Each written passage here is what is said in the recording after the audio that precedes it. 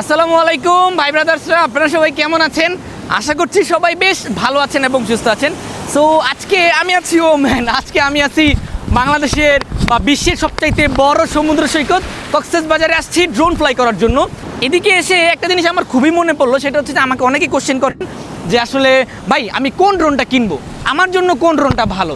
আমি যেটা বলতে চাই সেটা হচ্ছে যে আপনার জন্য কোন ড্রোনটা ভালো এটা আপনি নিজেই জানেন, কারণ আপনি কোন ড্রোনটা কিনবেন সেটা আপনি নিজে জানেন, আপনি কোন পারপাসে ইউজ করবেন। যেমন আমি হচ্ছে যে একজন ছোটোখাটো একজন ট্রাভেলার, মোটো ব্লগ করি। আপনারা জানেন আমার চ্যানেল আছে লেস্টার ভাই, ওইখানে আমি মোটো ব্লগ করি, যার কারণে আমার কিছু এরিয়াল ভিউ নেওয়া লাগে এবং আমার মোটামুটি একটা ড্রোন হলেই হয়ে যায়।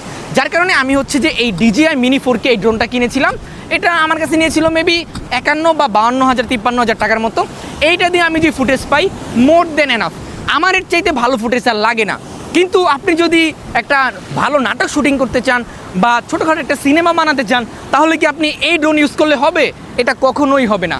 তো আমি বলবো যার যেই প্রয়োজন ওই প্রয়োজন অনুযায়ী আপনি কিনবেন। এখন আপনার যদি Air 3s লাগে বা Air 4 Pro লাগে, Mini 4 সিরিজ লাগে, বিভিন্ন ড্রোন আছে ভাই, আপনার প্রয়োজন অনুযায়ী আপনাকে কিনতে হবে। এখন আপনি একটা বড় ড্রোন কিনলেন, কেনার পর আপনার দরকার ছোটোখাটো কাজে লাগবে, সেই জন্য অনেক বড় সড়ো একটা ড্রোন কিনলেন, টাকা আসছে দেখে আপনার কাছে, তো দেখবেন যে লাস্টে দিয়ে ওই ড্রোনটা কোনো কাজে লাগবে না, ড্রোনটা পরে থাকবে। সো এত টাকা ইনভেস্ট করে ওইটাকে আসলে ফেলে রাখাটা একদম বোকামি ছাড়া আর কিছু না।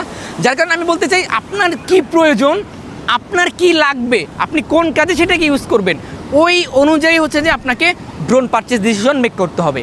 সো ড্রোন নিয়ে আমাদের চ্যানেলে বেশ কিছু ভিডিও আসবে, আমরা আপনাদের সাথে সেগুলো শেয়ার করবো আস্তে আস্তে। সো আপাতত আছি কক্সবাজারের ওয়েদারটা আজকে বেশ ভালো, অনেক রোদ উঠছে ভাই, প্রচুর রোদ। এই রোদের মধ্যে হচ্ছে যে আমরা আজকে ভিডিওটা শ্যুট করছি, যার কারণে চশমা পরে নিছি। আমি সচরাচর হচ্ছে যে চশমা পরি না, কিন্তু এত পরিমাণে সান, এত কড়া রোদ, যার কারণে আমি ক্যামেরার দিকে তাকাইতে পারতেছি না।